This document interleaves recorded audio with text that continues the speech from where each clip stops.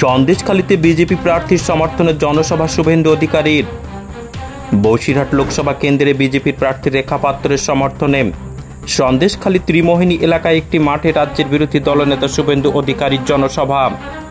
এদিন শুভেন্দু অধিকারী প্রথমে ধামাকালী ঘাটে নামেন, তারপর নদী পেরিয়ে সন্দেশখালীতে পৌঁছান, তারপর মিছিল করে দলের নেতাকর্মীদের সঙ্গে সভাস্থলে যান।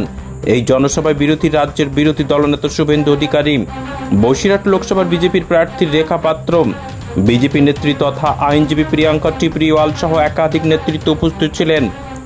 বসিরহাট লোকসভা 1 জুন নির্বাচন তথা শেষ দফা নির্বাচনের আগে বিজেপির পক্ষ থেকে নির্বাচনী এই জনসভা।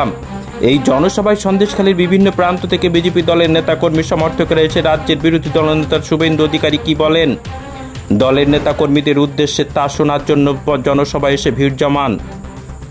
এমএস নিউজ বাংলা চ্যানেলের পরবর্তী খবর সবার আগে পেতে ইউটিউবে চ্যানেলটি সাবস্ক্রাইব করুন, ফেসবুক পেজ ফলো করুন, ফলো বাটন ক্লিক করুন, সেই সঙ্গে খবরটি ফেসবুকে প্রচুর পরিমাণে শেয়ার করুন। তৃণমূল হাওয়া হয়ে গেছে মার্কেট থেকে, তৃণমূল নেই। কে আছে? তৃণমূলের বদলে আমিনুল আছে, এসটিপিও। এর নামের পিছনে একটা ল, তোলামূল ল, এও আমিনুল। এই বেটা তার যে বস আছে মেহেদি হাসানকে সাথে নিয়ে শুধুমাত্র দুটো জিনিস করছে, একটা মামলা আর একটা হামলা।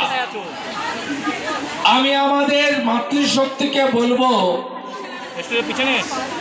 সমস্ত বুথে নির্বাচন পরিচালনার দায়িত্ব মায়েরা নেবেন তো? আমি সংগঠনকেও বলবো, মাতৃশক্তির হাতে বুথ পরিচালনার দায়িত্ব দেন।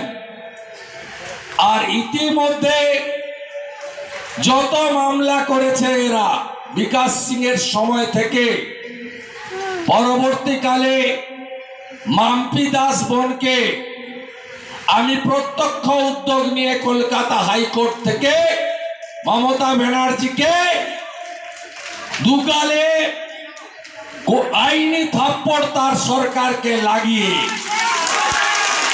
আমরা মাম্পি দাসকে ফেল করিয়েছি।